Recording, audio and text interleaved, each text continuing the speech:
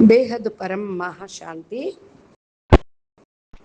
అనంతబాయి ఆత్మ యొక్క వివరణ ఇస్తూ, ఆత్మ స్వయంగా మీకు మీరే మిత్రుడు, మీకు మీరే శత్రువు అని అంటూ ఉంటారు. అంటే అర్థం ఏమిటంటే, మీలో ఉన్న జ్ఞానమే మీకు నిజమైన స్నేహితుడు, అలాగే అజ్ఞానమే మీకు శత్రువు. ఆత్మ ఎప్పుడు తటస్థంగానే ఉంటుంది, కానీ మీలో ఉన్న జ్ఞానం అజ్ఞానం అనేటువంటి మిమ్మల్ని పైకి తీసుకువెళ్తాయి లేదా దిగజారుతాయి. అవే మిమ్మల్ని ముంచుతాయి, అవే మిమ్మల్ని బయటికి కూడా తీసుకొని వెళ్తాయి. ఆలోచనలే మిమ్మల్ని అధోగతికి తీసుకొని వెళ్తాయి, అదే ఊర్ధ్వగతికి కూడా తీసుకొని వెళ్తూ ఉంటాయి. అనగా పాజిటివ్ సంకల్పాలు చేస్తే ఊర్ధ్వగతికి వెళతారు, నెగిటివ్ సంకల్పాలు చేస్తే అధోగతికి వెళుతూ ఉంటారు. మీ అజ్ఞానం తొలగిపోయినప్పుడు మీరు ఊర్ధ్వగతికి వెళుతూ ఉంటారు, అజ్ఞానం పెరిగితే అధోగతికి వెళతారు. కాబట్టి మీరు దీనిపైన ధ్యాస పెట్టండి, ఫోకస్ పెట్టండి. ఎందుకంటే దాని వెనక మీకే లాభం కలుగుతుంది, అనుకునే ఆనందం కలుగుతుంది. ఆత్మకు చెందిన అంతర్గత ఆనందం, లోపలి సంతోషం, పరమానందం. మీరు సత్యంపై, జ్ఞానంపై, ఆత్మపైన ధ్యానం పెట్టాలి. ఆత్మను జాగృతం చేయటానికి పురుషార్థం చేసి లోపలికి ఆత్మ ప్రకాశాన్ని, పరం ప్రకాశాన్ని, పరం లైట్ను వెలిగించటానికి ఫోకస్ పెడితే పరమానందం వెలువడుతుంది. కానీ మీరు నెగిటివ్ ఆలోచనలపై ఫోకస్ పెడితే అవి రాళ్ళులాగా పనిచేస్తూ ఉంటాయి. చూడండి, కొంత 2 రాళ్ళు విసిరేసిన, 2 చెట్లు తీసిన ఆనందం మీకు కలిగింది అంటే మీరు అంతా నెగిటివ్లో ఉన్నట్టే. ఇదే ఆలోచన పెరుగుతూ ఉంటే, దీనిపైన ధ్యాస పెడితే అదే పెరుగుతుంది, అలా అంధకారం కొనసాగుతుంది. ఇప్పుడు చూడండి, శక్తిమాన్ డైలాగులో ఎక్కడి నుండి వచ్చింది? మన లోపల నుండి. అజ్ఞానం, అంధకారం పెరిగిపోవాలి అని ఆనందాన్ని వెతుకుతున్నాం అంటారు. జ్ఞాని ఆత్మ జ్ఞానంలోకి వెళతారు, పరమానందంలోకి వెళతాడు. అజ్ఞాని మాత్రం స్థూల విషయాలలో ఆనందాన్ని వెతుకుతాడు.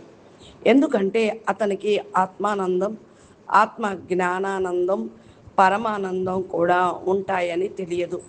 అతను ఎప్పుడూ వాటిని అనుభవించలేదు. చూడండి, ఒక అతను సిగరెటు, మద్యం త్రాగటం, తినటం వంటి విషయాల్లోనే ఆనందం అనుభవిస్తున్నాడు అంటే నిజంగా ఆయన అజ్ఞాని, వికారి అన్నట్లే. అవి నిజమైన ఆనందం కలిగించవు. కరోనా సమయంలో కూడా మరి చూడండి, ఏదైతే మరి లైవ్లో చూస్తూనే ఉన్నారు, ఆశ్చర్యకరంగా నాలుక రుచి కోసం 2 గంటలు క్యూలో నిలబడి తిన్నారు, ఎవరు భోజనం పెడతారా అని. అంటే మనం ఏమి కోరుకుంటున్నాం, ఎక్కడి నుండి ఎక్కడికి వచ్చేసాము, ఏది ఆనందమో ఏది శాంతో మనకు తెలియదు. స్థూలమైన వస్తు వైభవాలతోటి మరి శాంతి లభిస్తుంది, ఆనందం లభిస్తుంది అంటే అది అల్పకాలికమైనది. ఆత్మానందంతో ఎవరైతే జీవిస్తూ ఉంటారో వాళ్ళు స్థూల విషయాల ఆనందంలో జీవించలేరు, వాళ్ళకు అవసరమూ లేదు. మరి మిమ్మల్ని మీరే ప్రశ్న వేసుకోండి, ఏంటి ఆత్మానందం ఎందుకు పొందలేకపోతున్నాము మనము అని, ఎందుకు ఇలా జరుగుతుంది అని. మనలో ఉన్న సైతాన్ స్వభావాన్ని తొలగించాలి, అప్పుడు ఆత్మానందం అనేది కలుగుతుంది. నీ మెదడు సైతాన్ లాగా అయిపోయింది అని అంటారు, అది నిజమే. మీరు దాన్ని సైతాన్గా మార్చడానికి బాగా పురుషార్థం చేశారనుకోండి, పగలు రాత్రి దానిపైనే ఆలోచించాలి. మీ ఆత్మశక్తిని తీసి వేసి చెడు అలవాట్లను తొలగించుకోవాలి, అప్పుడే మీరు ముందుకు వెళ్ళగలుగుతారు. ఈ చెడు అనేది ఎంత పెంచుతారో అంత పెరుగుతూ ఉంటుంది. ఎంత తాగినా కూడా ఇంకా కోరిక పెరుగుతుంది. ఎన్ని సిగరెట్లు తాగినా ఇంకా తాగాలనే అనిపిస్తుంది. ఎందుకంటే ఇవన్నీ శరీరానికి ఇచ్చేటువంటి ఆనందం, దీనికి సంబంధించినది, అందుకే అంతా కూడా లిమిటెడ్. అది లేనిది నేను లేదు అని చెప్పుకోవటం అంటే దానికి బానిస అయిపోవటమే, దానికి ఆధీనం అవ్వటమే. ఇదే అజ్ఞానం. ఇదే జ్ఞాని మరి అజ్ఞాని మధ్య ఉన్నటువంటి తేడా. ఇంద్రియ సుఖాలలో మునిగిపోయిన మనిషి వాటిలోనే చిక్కుకొని ఉంటాడు. కాబట్టి ఇంద్రియాల సుఖాల నుండి పైకి రండి, ఆత్మ సుఖంలోకి రండి. మీరు జ్ఞానం విన్నప్పుడు ఆ జ్ఞానం మేము ఒక పరమానందంగా అనుభవం అవుతుంది, ఒక పరమ నశ లాంటిది. అది మిమ్మల్ని అంతటి ఆనందంలోకి తీసుకొని వెళ్తుంది. లోపలి ఆనందము పరమానందం కలిగిస్తుంది. ఇదే సత్యం, అదే పరమ సత్యం. కాబట్టి ఆత్మానందం వైపుకు వెళ్ళండి, ఆత్మస్వరూపానందంలోకి ప్రవేశించండి, ఆత్మ జాగృతిలోకి వెళ్ళండి, పరమ జాగృతిలోకి వెళ్ళండి. నేనెవరు, ఎక్కడి నుంచి వచ్చాను అనే సత్యాన్ని లోతుగా మీలో నాటుకోండి. నేనే పరం ప్రకాశమును, పరం లైటును, నా అస్తిత్వం దివ్య ప్రకాశమే, నేను అదే అని బలంగా గుర్తించండి. నేను 84 లక్షల యోనుల్లో తిరిగే జీవిని కాదు. నేను గాడిదని, పిల్లిని, కుక్కగా మారేవాడిని కాదు. నేను ఎప్పుడూ దివ్య స్వరూపంలో, దివ్య లైట్లో, బేహద్దు స్థానంలో ఉండే ఆత్మను అని జ్ఞాపకం చేసుకోండి. దివ్య జ్ఞానం మీ లోపల స్వరూపాన్ని తెలుపుతుంది. మీ స్వరూపాన్ని మీరు తెలుసుకోండి. బాపూజీ అందరికీ చెప్తూ ఉన్నారు, మీ లోపల అపారమైనటువంటి పరం పరం శక్తులు ఉన్నాయి, మీరు పరం మహాన్ ఆత్మలు అని. ఈ యొక్క దివ్య జ్ఞానంతోనే మీ అసలును, మీ స్వస్వరూపమును గుర్తు అనేది తెలియచేస్తూ ఉంది. లేదంటే మీ వికృతి స్వభావాన్ని చూసి ప్రజలు మిమ్మల్ని సైతాన్ వచ్చాడు అని అంటారు.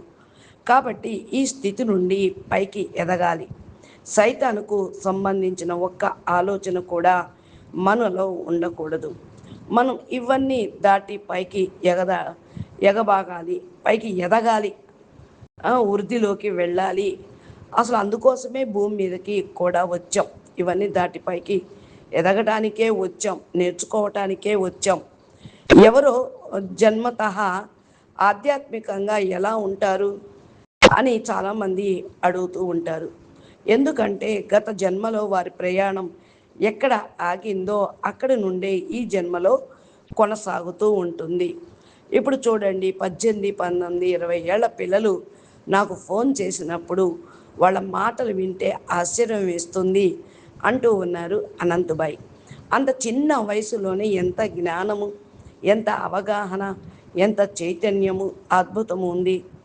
వారి గత ప్రయాణం ఎంత అందంగా జరిగి ఉంటుందో అనిపిస్తుంది. ఈ వయసులోనే వారు జాగృతమవుతూ ఉన్నారు. సాధారణంగా పిల్లలు చెడిపోయే వయసులో మీరు జ్ఞానంలో ఎదుగుతూ ఉన్నప్పుడు మీ ద్వారా వాళ్ళు కూడా వృద్ధిలోకి వస్తారు. 10, 12, 11 ఏళ్ల చిన్నపిల్లలు కూడా జాగృతమవుతూ ఉన్నారు. ఎందుకంటే గత జన్మ యొక్క సంస్కారాలు వాళ్ళ లోపలికి వస్తూ ఉంటాయి. జాగృతి తప్పకుండా జరుగుతుంది ఈ జన్మలో కూడా. ఎవరు నిజంగా జాగృతం కావాలనుకుంటారో, ఎవరు హృదయపూర్వకంగా ఒక పరమాత్మ ఆధ్యాత్మిక మార్గాన్ని పొందుతూ ఉంటారో వారికి తప్పకుండా జీవన్ముక్తి, ముక్తి అనేది లభిస్తుంది. మనిషి యొక్క పెద్ద బలహీనత కర్మ పట్ల మోహం, ఏదో ఒకటి చేస్తూనే ఉండాలి అనిపిస్తుంది.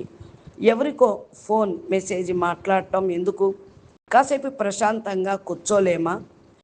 ఎందుకు ఆత్మజ్ఞానంపై ఫోకస్ పెట్టలేము?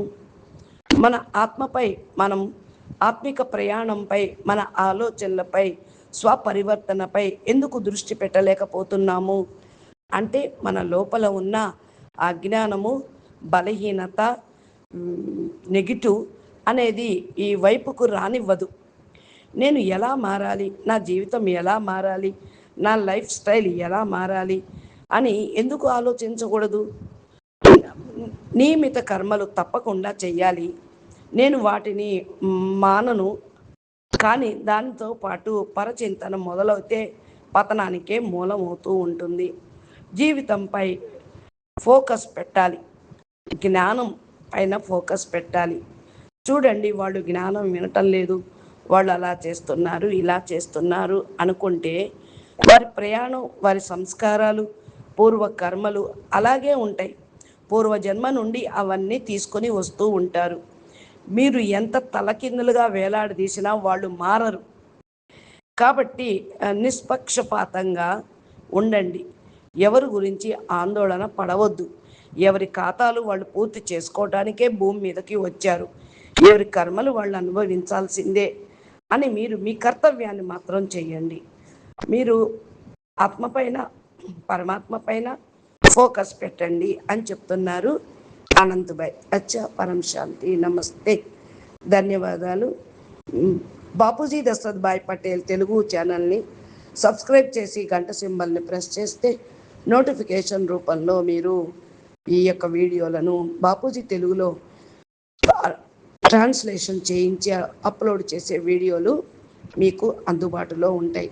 మీకు ఈ వీడియో నచ్చినట్లయితే లైక్ చేయండి, షేర్ చేయండి, మంచి కామెంట్ పెట్టండి. అచ్చా, పరం శాంతి, నమస్తే, ధన్యవాదాలు.